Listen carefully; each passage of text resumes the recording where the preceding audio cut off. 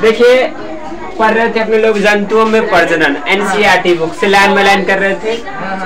तो इसमें नोट्स बना भी चुके हैं, कैसे नोट्स बनाना वो लिखा चुके हैं। ठीक है, पहले पढ़ लेते हैं, अब आगे उससे कल तक जो पढ़े उससे आगे पढ़ते हैं। ठीक, देखिएगा लाइन में लाइन कहता क्या है। तो देखिए पाठ का नाम है जंतु में प्रजनन, और जनन का मतलब क्या होता है, जनन किसे कहते हैं, तो अपने समान संतान उत्पन्न करना क्या कहलाता है, जनन। समान संतान उत्पन्न करना क्या कहलाएगा।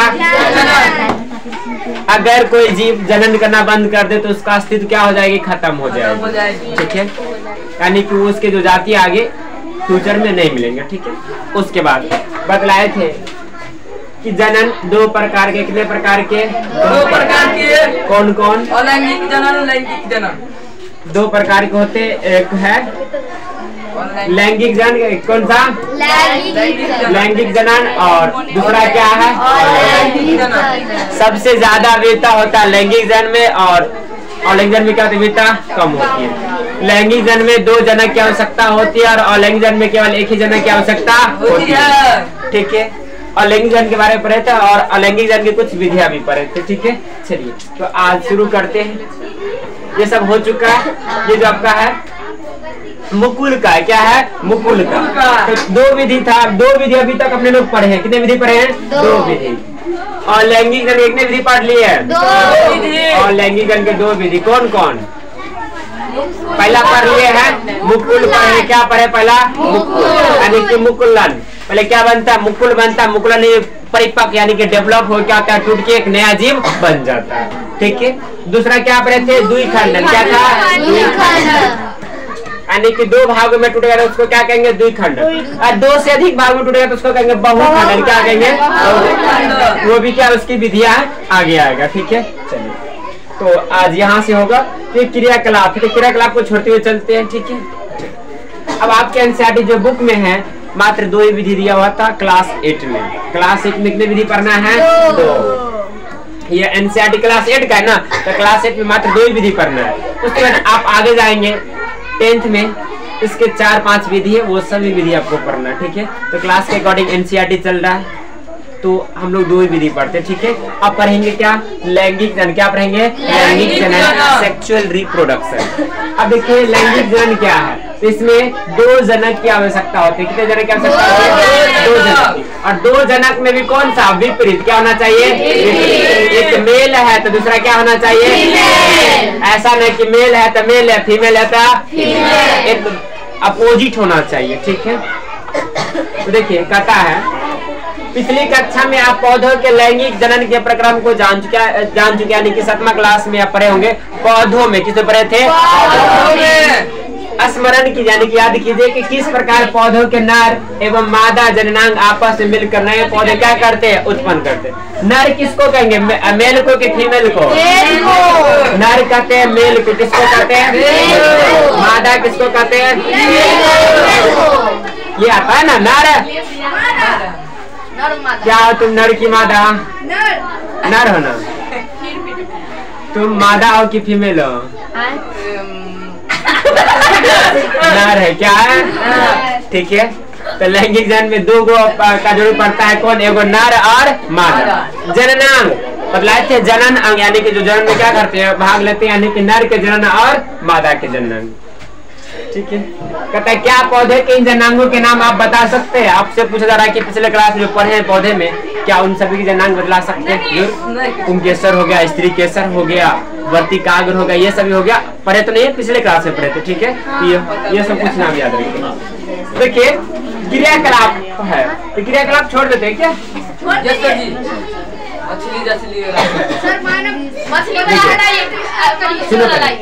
पौधों की तरह जंतुओं में भी नर एवं मादा जननांग होते हैं, यानी कि जिस तरह पौधे में नर और मादा होते उसी तरह किस में होते हैं, जंतुओं में। जंतुओं में जानवर और मानव दोनों आ जाएगा। लैंगिक प्रजनन में नर एवं मादा दोनों के जननांग क्या होते हैं, भाग लेते हैं। ठीक है, अब देखिए अब आता है मानव प्रजनन तंत्र। क्या है मानव प्रजनन, कहता है पुरुष में सभी है, मानव है ना, जानवर है ना, जानवर कौन है इसमें, चलिए, कहता है पुरुषों में उदर के नीचे अंडा के आकार का क्या होता है? जोड़ा वृषण होता है। क्या होता है? वृषण। कितने होते हैं? एक जोड़ा। एक जोड़ा बोले तो क्या? दो वृषण, यानी जिसको क्या कहते हैं? टेस्टिस करते हैं। जो नर युग्मक अर्थात शुक्राणु उत्पन्न करता है, क्या करता है? उत्पन्न। सुनो पहले, अब सुनो पहले। नर में क्या बनता है? शुक्राणु। नर में शुक्राणु और मादा में अंडाणु। मादा में और नर में शुक्राणु कौन उत्पन्न करता है? वृषण। कौन उत्पन्न करता है? और वो कितना जोड़ा होता है? और शुक्राणु नर में है, इसको कहते हैं नर युग्मक। क्या कहेंगे? और मादा युग्मक क्या है? अंडाणु। ठीक है। उसके बाद शुक्राणु जो है वो गतिशील होता है। क्या होता है? यानी कि गति करता है। और ये क्या होता है? अचल होता है। क्या होता है? यानी कि ये गति नहीं करता, यानी कि अंडाणु गतिशील नहीं करता है और शुक्राणु गतिशील करता है। अब आगे देखिए, आएगा ये सब वैसे आपको देखिए। इससे जुड़ी हुई एक जोड़ा शुक्र नलिका सेमिनल डक्ट होती है, जिसे शुक्राणु गति करता हुआ शिश्न पेनिस के माध्यम से बाहर निकलता है। शुक्राणु लाखों की संख्या में निकलते हैं। शुक्राणु कितनी संख्या निकलते हैं? लाखों।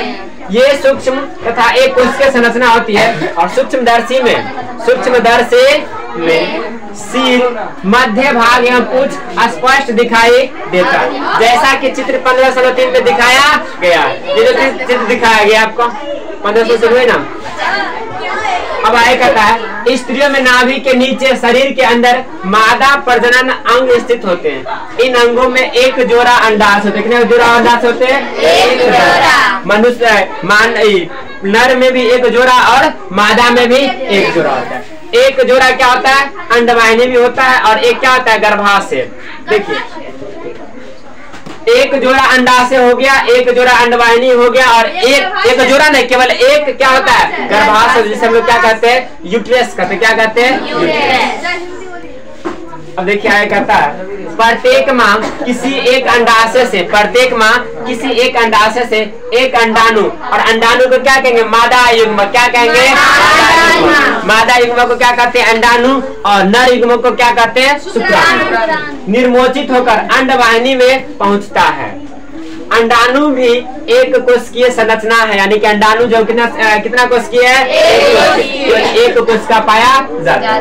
अंडवाहिनी में शुक्राणु आकर अंडाणु से क्या संलयित हो जाए, यानी कि मिलते हैं और संलयन की क्रिया निषेचन कहलाती है। क्या कहलाती है? निषेचन। यानी कि सुनिएगा, शुक्राणु का अंडाणु से मिलना क्या कहलाता है? निषेचन। क्या कहलाता है? पूछेगा निषेचन किसे कहते हैं? पूछा जाता है क्वेश्चन। शुक्राणु का अंडाणु से मिलना क्या कहलाता है? निषेचन कहलाता है। और ये कहाँ मिलता है? तो देखिए ना, सुनिए ना, ठीक है। देखिए अंडवाहिनी कितने जोड़ा है? दो जोड़ा, एक इधर है और एक इधर है। गर्भाशय कितने हैं? एक। अंडाशय कितने हैं? दो। ये न था निषेचन क्लियर है? निषेचन पूछेगा तो शुक्राणु का अंडाणु से मिलना क्या कहलाता है? निषेचन। निषेचन के बाद यह संरचना गति करते, क्या करता है? गति करता है। गति करते हुए गर्भाशय में आकर रोपित हो जाता है। निषेचित अंडाणु को युग्मनज कहते। क्या कहते हैं? युग्मनज कहते हैं। युग्मनज की कोशिकाएं विभाजित होने लगती है, जो परिवर्तित हो क्या बन जाती है? भ्रूण। क्या होती है? भ्रूण। भ्रूण में परिवर्तित हो जाता है। इस अवस्था में शिशु का सिर, क्या? शिशु का सिर, यानी कि बेबी कह सकते हैं, सिर, पैर, नाक, आंख आदि कुछ संख्या आते हैं, विकसित हो जाते हैं। किस अवस्था में? सुनिएगा, जो होकर भ्रूण परिवर्तित, यानी कि भ्रूण जो बनता है ना, उसी अवस्था में शिशु का क्या बन गया? सिर, पैर, नाक, आंख आदि कुछ संख्या हो जाते हैं, विकसित के डेवलप हो जाते हैं। जब भ्रूण विकसित होते हुए शरीर के सभी अंगों का निर्माण कर लेती है, तब यह अवस्था गर्भ कहलाता है। क्या कहलाता है? गर्भ कहलाता है। यानी कि जब ये विकसित हो जाता है भ्रूण, इसी को क्या कहते हैं? गर्भ कहते हैं। गर्भ का विकास पूरा हो जाने पर माँ क्या करती है? शिशु को जन्म देती है। ठीक है, देखिए इसे आप समझ सकते हैं, एकदम दिख रहा है ना। देखिए पुरुष मेल और स्त्री फीमेल, यानी कि इसको क्या कहेंगे? नर। क्या कहेंगे? नर। और इसको क्या कहेंगे? देखिए नर में जो युग्मक पाया जाता है उसको क्या कहते हैं? नर यानी क्या है? शुक्राणु। क्या है? शुक्राणु। इंग्लिश में क्या कहेंगे? स्पर्म। स्पर्म।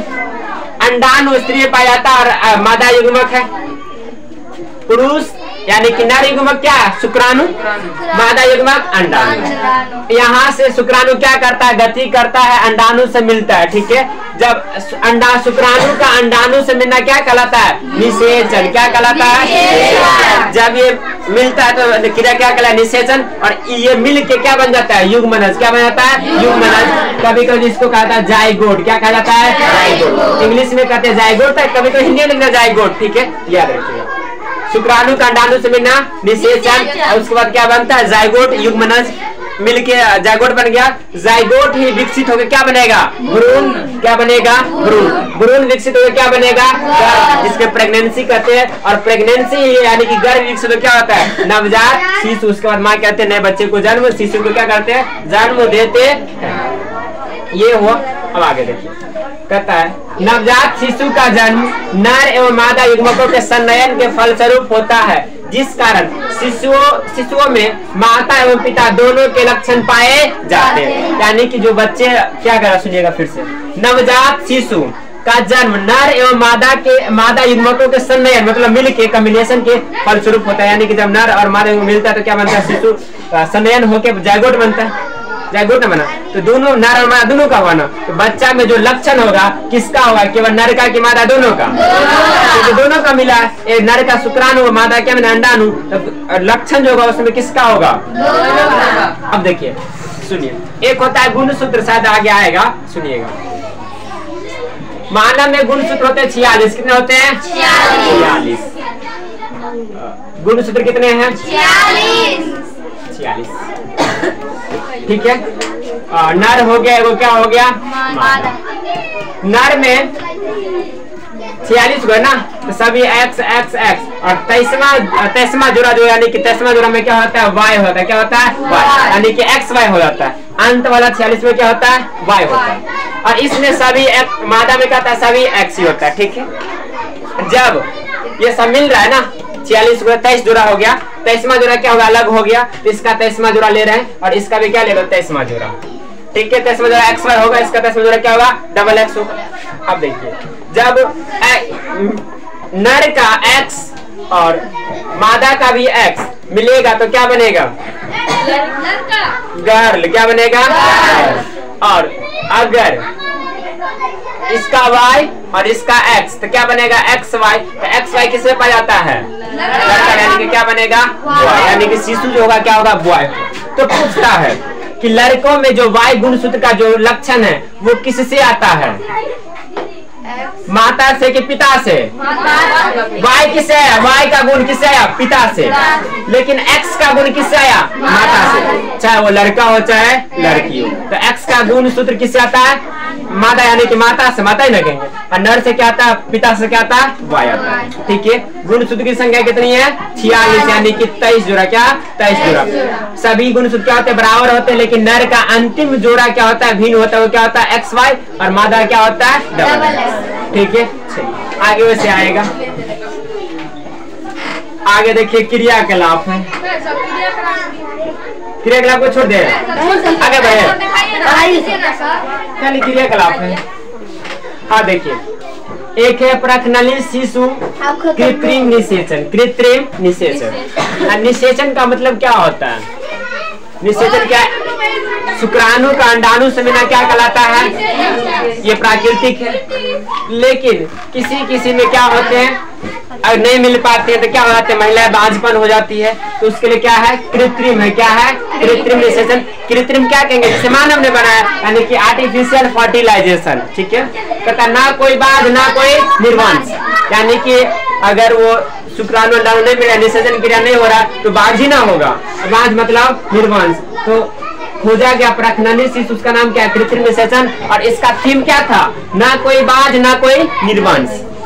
निषेचन होगा तो उसको संतान तो होबे करेगा, संतान होगा तो क्या बांझ कहलाएगा? नहीं कहलाएगा। वैसे भी IVF ज्यादा चल रहा है और IVF बहुत ही अच्छा कृत्रिम है। देखिए, IVF देखिए, सुनिए, राधा अपनी दादी और डॉक्टर साहब की बातचीत सुन रही थी। कहानी का रहा समझाने के लिए। डॉक्टर साहब कह रहे थे कि जिन स्त्रियों को शिशु नहीं उत्पन्न होता है उन्हें घबराने की जरूरत नहीं है, क्योंकि अब कृत्रिम निषेचन क्या है, संभव है। यानी कि अब आर्टिफिशियल निषेचन भी क्या हो गया, संभव हो गया है। ठीक है, आगे देखिए, कहता है वह संतान उत्पन्न कर सकते हैं, यानी कि जो संतान उत्पन्न नहीं कर सकते उसके लिए क्या कृत्रिम निषेचन है। दादी कह रही थी कि यह कैसे होगा, यानी डॉक्टर बोला कि ये कैसे होगा। तो कुछ स्त्रियों के अंडवाहिनी अवरुद्ध हो जाती है, होती है, जिस कारण शुक्राणु अंडाणु तक नहीं पहुंच पाता है। यानी कि कुछ स्त्रियों क्या होता है, अंडवाहिनी क्या होता है, अवरुद्ध यानी खराब हो जाता है, जिसके कारण शुक्राणु जो किसे नहीं मिल पाता है, अंडाणु। शुक्राणु तो गति करके आता है लेकिन अंडाणु इसमें नहीं मिल पाता, इसका निषेचन होगा, निषेचन नहीं होगा तो संतान उत्पन्न होगी क्या, नहीं होगी। अब कहता है फलस्वरूप अंडाणु निषेचित नहीं हो पाता है, परिणाम स्वरूप इस प्रकार की स्त्रियां शिशु को क्या कहते हैं, जन्म नहीं दे पाती है। इन स्त्रियों को समाज या परिवार के लोग हे दृष्टि से देखते हैं, नीचे यानी कि बुरी दृष्टि से देखते हैं, और उसे क्या कहते हैं, बांझ कहते हैं। क्या कहते हैं उसे, बांझ कहते हैं। सुने हुए गांव घर में जिसके संतान नहीं है उसमें लोग क्या कहते हैं,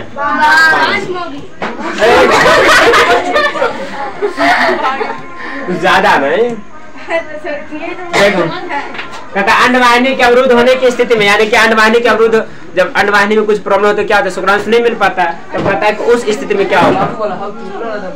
कहता है अंडवाहिनी के अवरुद्ध होने की स्थिति में डॉक्टर ताजा अंडाणु और शुक्राणु एकत्र करते हैं, उचित माध्यम में कुछ समय के लिए एक साथ रखते, यानी कि शुक्राणु और अंडाणु क्या करते, कृत्रिम एक साथ रखते, ताकि शरीर से बाहर कृत्रिम निषेचन हो सके। निषेचन हो जाने पर युग्मनज को लगभग 1 सप्ताह तक विकसित किया जाता है।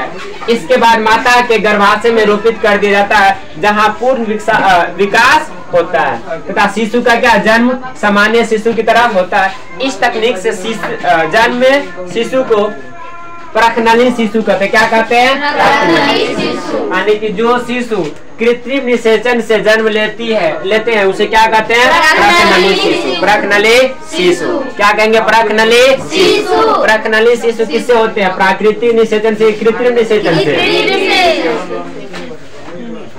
ध्यान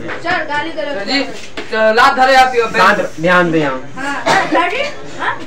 देखो कहता है यह तो इसका मिथ्या नाम है, क्योंकि वास्तव में शिशु का विकास प्रखनली में नहीं होता। अनेक शिशु का विकास प्रखनली में हो रहा है गर्भाशय में, लेकिन कृत्रिम के इसीलिए इसका क्या नाम रख दिया, प्रखनली शिशु। ऐसा नहीं कि नाम है प्रखनली शिशु तो इसका विकास ही प्रखनली में होता है, प्रखनली में नहीं होता है, बल्कि संतान चाहने वाली माँ के गर्भाशय में होता है, यानी कि इसका जो विकास होता है गर्भाशय में ही होता है। ठीक है, चलिए अब आगे नेक्स्ट क्रियाकलाप है, रिपीट हो गया पेज ना, राधा वाला था, राधा वाला। अब देखिए अब आता है लिंग निर्धारण। लिंग निर्धारण वैसे आपको ब्रीफली बतला चुके, लिंग निर्धारण होता कैसे है नहीं बतलाए, कब लड़का होगा कब लड़की हो। लिंग निर्धारण, लिंग मतलब लिंग का एक दूगो, कौन कौन है, एगो लड़का और एगो लड़की, तो लिंग निर्धारण यानी कि लड़का होगा कि लड़की होगा, ये ना आपको तो ब्रीफली बता समझा चुके हैं ना। जब पिता का एक्स माता का एक्स से मिलता तो क्या बनता है, लड़की। लड़की ना एक्स एक्स क्या मिला, देखो आगे एनसीईआरटी का लाइन क्या कहता है, एनसीईआरटी पढ़ना जरूरी है, हर एग्जाम में क्वेश्चन यहाँ से आता है, डायरेक्ट लाइन उठ के यहाँ से चला आता है। ठीक है, इसलिए ध्यान दो। क्या है लिंग निर्धारण, कहता है किसी अंडे से मुर्गा और किस अंडे से मुर्गी, क्या आपने कभी सोचा, यानी किस अंडे से मुर्गी निकलेगी, किस अंडे से मुर्गा निकलेगा। यानी कि शुरू में पाठ के बोला था चूजे था, उसे क्या निकला था, कुछ अंडे से पहले निकला और कुछ अंडे से नहीं निकला। ठीक है, और कुछ अंडे से निकला तो किसी से मुर्गा निकला, किसी से मुर्गी निकल गया। ऐसा हुआ कि सब एक दिन पूरा मुर्गी ये निकल गया, होता है ना। ये पूछ रहा है कि क्या आपने कभी सोचा कि क्यों निकला एगो से मुर्गा और एगो से मुर्गी। गाय कभी बछड़ा और कभी क्या देती है जानवर, बछिया। सालू की दादी भी चिंतित है कि बहू को दूसरी बार कहीं लड़की ही ना हो जाए। यानी कि यदि ऐसा हुआ तो वंश ही खत्म हो जाएगा। यानी उनके वंश में केवल बेटी ही हो रही, लड़की हो रही है, और पता नहीं घर वाले बहू के साथ क्या क्या व्यवहार करेंगे। यानी उन्हें लड़के नहीं होंगे तो व्यवहार भी उनका बदल जाता है। कहता है क्या उसकी दादी की चिंता उचित है? दादी की चिंता उचित है, सही है। आइए हम जानने का प्रयास करेंगे कि गर्भ के अंदर शिशु के लिंग का निर्धारण कैसे होता है। यानी कि गर्भ के अंदर जो शिशु का निर्धारण कैसे होता है वो जानेंगे। ठीक है, दिख रहा है? अरे फोटो ना यहाँ आसान रहो। देखिए, दरअसल निषेचित अंडाणु अर्थात युग्मनज में शिशु के लिंग निर्धारण का संदेश होता है। मनुष्य के प्रत्येक कोशिका में 23 जोड़ा, कितने जोड़ा? 23 जोड़ा बोले तो 46 गो ना, एक जोड़ा में 2 गो ना, तो 23 जोड़ा में कई गो? 46। पूछेगा मनुष्य के प्रत्येक कोशिका में कितने गुणसूत्र? 46। और कभी कभी से देगा 23 जोड़ा, 46 जोड़ा, 22 जोड़ा, 21 जोड़ा, कितने जोड़ा? 23 जोड़ा। 23 जोड़ा और 46 गो अंतर है ना, बोलेंगे 23 जोड़ा 46 जोड़ा अंतर है ना। 23 जोड़ा होता है 46 को, 46 जोड़ा बोल देता कहते हैं 92 को हो, तो होता है 23 को, तो जोड़ा बोले तो कितना? 23। महत्वपूर्ण है, याद रखिएगा। ठीक है, जिनमें से 22 जोड़े अर्थात 44 गुणसूत्र पुरुष तथा स्त्रियों में क्या होते हैं? समान होते हैं, और वो क्या है? सभी में क्या होता है? XX होता है, और अंतिम वाला क्या होता है? अलग हो जाता है। तो आगे देखिए ना, और संतति में लंबाई एवं शारीरिक बनावट के लिए क्या होते हैं? उत्तरदायी होता है। पूछेगा संतति मतलब संतान में जो शरीर का बनावट है और लंबाई, वो किससे डिपेंड होता है? किससे निर्धारण होता है? उत्तरदायी होता है। किसके लिए? किसके कारण? जो 22 जोड़ा जो उसमें क्या है? समान है, उससे क्या होता है? उसका लंबाई और शारीरिक बनावट। बनावट जानते हैं ना? नाक टेढ़ा हो गया तो कान टेढ़ा हो गया। तो ये किससे निर्धारित होता है? 22 जोड़ा जो समान गुणसूत्र है उससे निर्धारण होता है। 23वां जोड़ा अर्थात 2 गुणसूत्र, इनकी प्रकृति क्या होते हैं? भिन्न होते हैं। क्या होते हैं? प्रकृति भिन्न होते हैं। ये गुणसूत्र पुरुष में क्या होते हैं? X Y। 22 जोड़ा हो गया तो एक जोड़ा ये नहीं होगा। और स्त्री में क्या होते हैं? XX के रूप में पहचाने जाते हैं, और यही गुणसूत्र लिंग निर्धारण के लिए उत्तरदायी होते हैं। अब देखिए 22 जोड़ा तो सभी में एक समान था ना, जो महिला में वो पुरुष में भी है, नहीं है, लेकिन अंतिम वाला जोड़ा अलग हो गया। इसमें क्या है? XY, और इसमें क्या है? XX। तो लिंग का जो निर्धारण करेगा यही 23वां जोड़ा करेगा। कहेगा लिंग निर्धारण किसे कहा जाता है? 23वां जोड़ा। किसको? 23वां जोड़ा। और शरीर का बनावट और लंबाई किससे निर्धारण होता है? 22 जोड़ा जो समान है उसको ऑटोसोम कह सकते हैं। कहता है शुक्राणु में X तथा Y 2 प्रकार लिंग गुणसूत्र होते हैं, जबकि अंडाणु में केवल X प्रकार के गुणसूत्र होते हैं। शुक्राणु बोले तो मेल, तो मेल में क्या हो गया? XY, और अंडाणु बोले तो XX। यही करा है। यदि Y गुणसूत्र वाले शुक्राणु अंडाणु के X के साथ निषेचित होते तो युग्मनज XY प्रकृति को होगी, और नवजात शिशु क्या होगा? लड़का होगा ना। जबकि X गुणसूत्र शुक्राणु के साथ निषेचित होने पर युग्मनज XX प्रकृति की होगी, और नवजात शिशु क्या होगी? लड़की। देखो चलो एक बार ब्रीफली समझते हैं।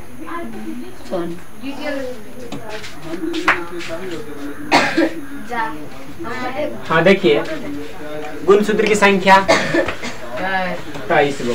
ये नर लिखो है ना, नर, अंतिम जोड़ा XY, मादा XX। इसको भी नीचे दिख रहा है ना? हाँ। नहीं दिख रहा? देखो जब इसका X और इसका भी X, ठीक है, ये क्या बन गया? X। अरे रुको ना, पहले बनेगा क्या? सब X, ठीक है। उसके बाद इसका भी X, इसका X, और इसका ये वाला X, ये भी क्या बनेगा? XX।